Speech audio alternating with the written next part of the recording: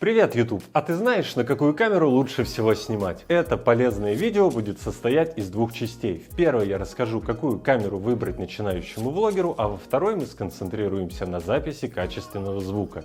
Цель этих видео – избавить тебя от лишних трат, навязанных маркетологами, и уже начать творить. Подписывайся, чтобы не пропустить вторую часть.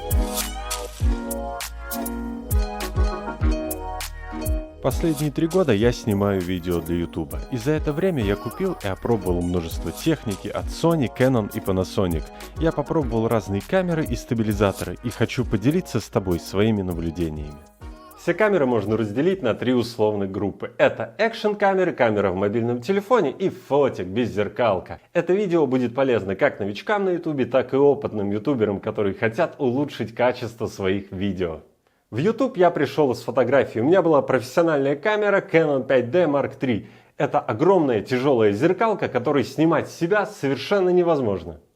Это все 80 дней, которые я купил, пока снимал влоги. Она такая тяжелая. Я нарушил первое правило Кейси Нейстата и решил немного откатиться назад. Что делать, если ты совсем новичок и не хочешь заморачиваться с камерой? На всех платных курсах по съемке влогов говорят: начни с того, что у тебя есть. И очевидное решение – это съемка на смартфон. Телефон всегда с тобой. Он компактный и легко помещается в кармане. Больше нет оправдания, почему ты не снимаешь. К этому быстро привыкаешь, и хочется просто немного улучшить качество картинки. И первое, что приходит в голову, это покупка механического стабилизатора. У меня такой был, и он мне совершенно не понравился. Стабилизатор большой, в карман не вмещается, снижает твою мобильность и выглядит хрупким, требует чехла для перевозки. Это одна из тех причин, по которой многие блогеры-путешественники отказались от его использования. На что они снимают, мы поговорим немного позже. А сейчас один неочевидный момент.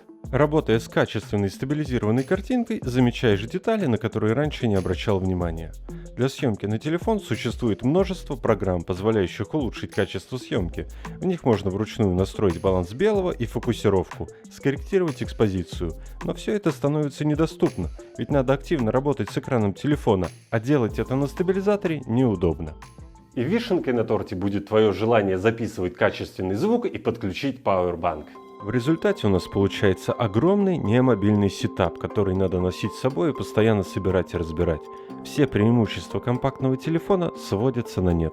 Хорошая идея – это купить держатель для телефона или селфи-палку, но не более того. А что, если ты хочешь стабилизированную картинку, при этом сохранив компактные размеры камеры? Решение есть. Экшн-камеры очень компактны и удобны для съемки влогов, особенно для съемки путешествий.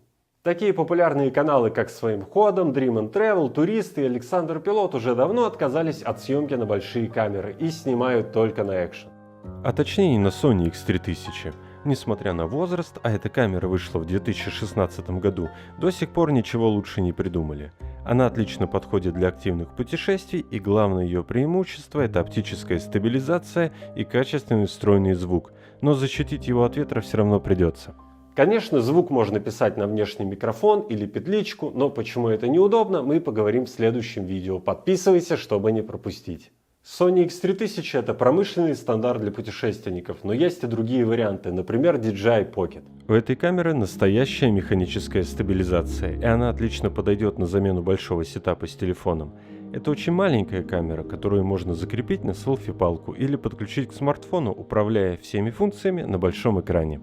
Но многим она не зашла. Не очень качественный звук, несъемный аккумулятор, очень узкий угол съемки, и выглядит она достаточно хрупко. Из топовых блогеров, кто и пользуется, я могу вспомнить только Варламова. Если ты знаешь кого-то еще, напиши в комментариях, я думаю, будет интересно. Ну и самый качественный вариант – это беззеркалка, например, та, на которую я сейчас снимаю. Полноценная камера – это самый удобный вариант, если ты снимаешь себя дома, или тебе нужна качественная картинка с проработкой деталей и размытый фон. Профессиональные блогеры ставят такую камеру на большой трехосевой стабилизатор и отдают своему оператору. Но как ее использовать, если ты только начал или у тебя нет команды? Носить ее в стабилизаторе и снимать самого себя очень тяжело и неудобно, поэтому такие каналы, как Маша Себова, Антон Птушкин, Каролина К и главный блогер всего Ютуба Кейси Нейстат фиксируют эту камеру жестко на поверхности, например, на шариковом штативе. Из плюсов, как я уже говорил, это отличная картинка, размытый фон и любые внешние микрофоны и передатчики. а для эстетов фильтры нейтральной плотности. Это специальные линзы, которые позволяют делать изображение темнее или светлее, а соответственно выдержку больше, и твое видео не будет рябить на улице. Минусы этого варианта очевидны. Такая камера крупнее, тяжелее, и с ней ты больше привлекаешь внимание. Но результат превзойдет все твои ожидания. Давай попробуем потестить эти камеры в реальных условиях и сделаем выводы. Съемка на телефон хороша только на начальном этапе, когда хочешь попробовать себя и научиться держаться в камере. А это уже Sony X3000. Она отлично подходит для быстрой съемки. Если твой контент — это люди и ситуации, это твой выбор. Ну а для самых дерзких только камера, полный контроль над всеми настройками и качество. Друзья, спасибо за просмотр. Если это видео показалось вам полезным, отправляйте ссылку на него друзьям. Ставьте лайк, подписывайтесь, чтобы не пропустить мое следующее видео о звуке. И всем пока!